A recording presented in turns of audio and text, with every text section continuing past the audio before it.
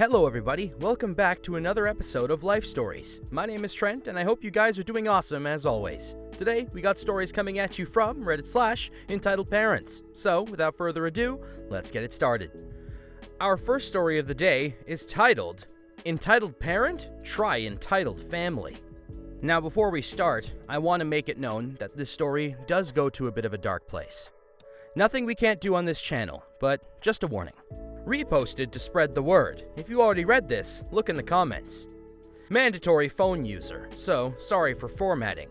This is probably going to be a long one, but to explain some of this, I must add that I was adopted by my grandparents on my dad's side. So when I say mom, it's my grandmother, pop is my grandfather, and since I'm the oldest of my actual siblings, my reference to older brother or older sister are actually aunts and uncles. Now that that mess is cleared partially, let's get on with this rant. If we want to go back to when I was 13, nothing really bad happened, other than every time I got grounded, it was always a month or two, despite how little the act was. I had also been grounded an entire year for being caught playing my Game Boy at midnight. Fast forward to about 15, and I was the one being forced to do all the house cleaning. I would come home from school, spend the next 2 hours cleaning, then be able to relax for only an hour before I had to take care of 10 people's worth of dishes.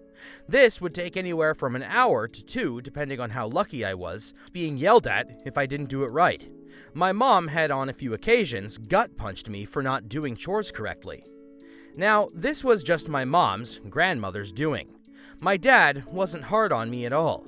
In fact, he was much more relaxed.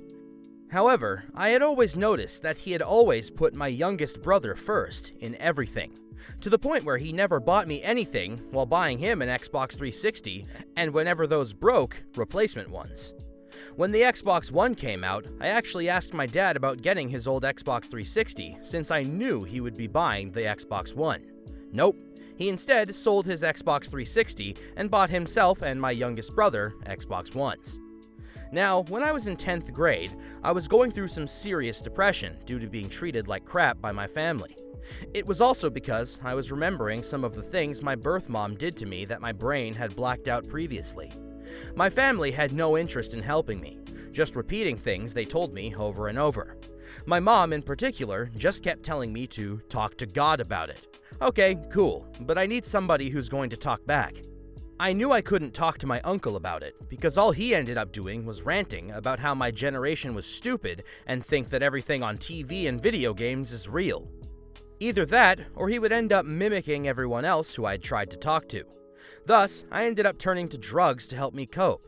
I had actually planned on taking a lethal amount of the stuff due to how bad my depression became.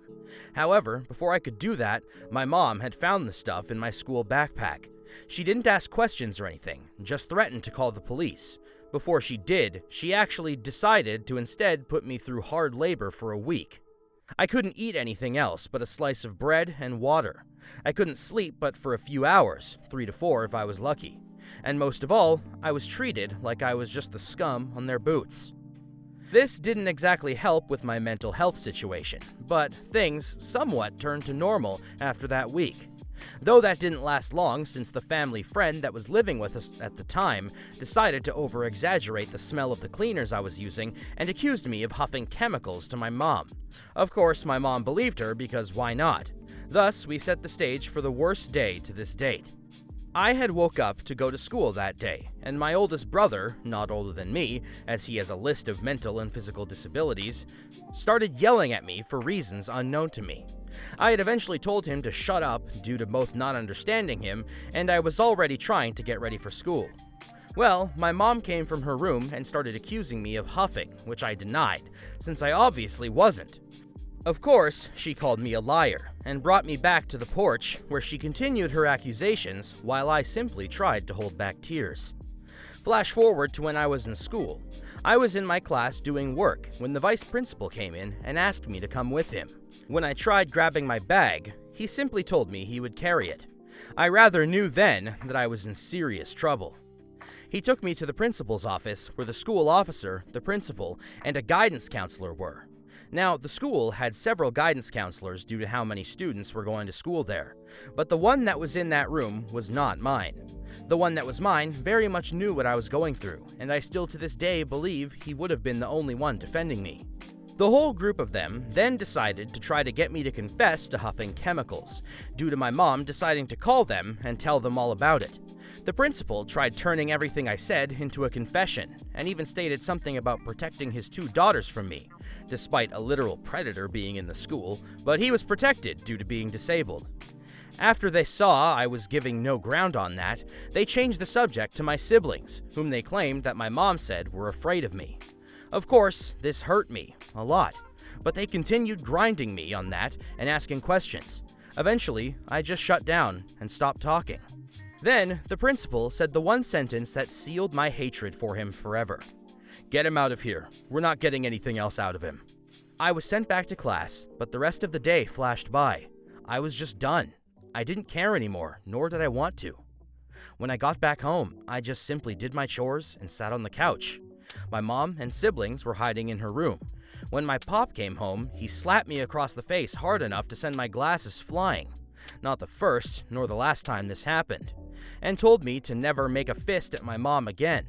Of course, I figured this must have happened that morning when I had all my focus on not crying.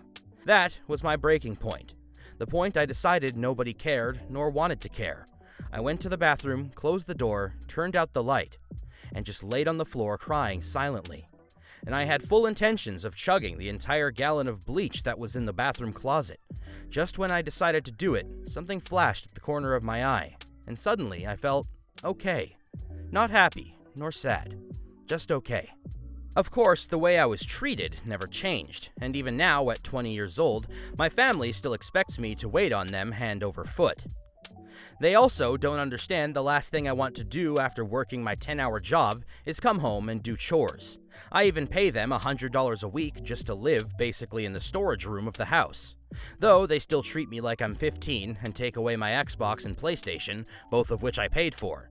They also threaten to take my phone, which I paid for and am paying for. Right now, I'm trying to do what I need to so I can move out, and little do they know, I have zero intentions of ever coming back. I also will be going no contact with them, and I have full intentions of calling the law if they try coming to wherever I'm living. Thank you if you made it through this rant. I have more stories and specific scenarios I glossed over. If you all want to hear those, feel free to tell me. You are all wonderful people.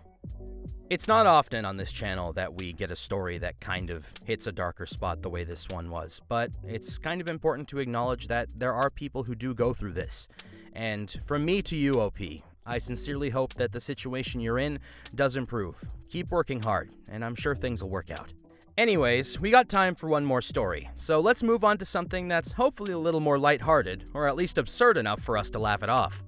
Our story is titled, EM Tries to Steal My Car. Our cast is Entitled Mother, EM, and Poor Kid, PK. So I was going around the other day looking for cheap used cars for my niece when I came across a lady yelling at one of the workers. "You people are so rude. I can sue, you know." She goes out of the dealership, mumbling. I go and ask the worker what's going on, and he said, "Yeah, that lady was complaining about the prices, and I explained to her that we can't give special discounts to single moms." I didn't find anything there, so I was on my way. When I left the dealership, I see the same lady, this time with her kid, messing around with my car. "Can I help you?" I asked politely. "No, I'm just trying to get into my car," she says. I can hear a soft voice saying, "Mom, that's not your car." EP says, "Stay out of this, Timothy." I immediately got mad and told her to buzz off. She goes on telling me that I'm irrelevant and should respect my elders. While she's accusing me of all kinds of things, I feel a light stroke on my jacket. The PK was apologizing for his mother's behavior. EM heard him and told him off. A few seconds later, I pull out my car keys and unlock my car. "Ma'am, if you don't leave my car now, I will have no choice but to call the police." She puts on her sunglasses and walks away, like a true Karen. And isn't that the universal constant with Karen stories? It's either the kid apologizes or the husband apologizes. Unless it's like a dude Karen. Do we have a name for those yet? Anyway, ladies and gentlemen, with that out of the way, we are out of time for today's episode. I want to thank all of you so much for tuning into Life Stories. Don't forget to like, comment, and subscribe for more Reddit content coming your way. My name is Trent, and I hope to see you guys soon.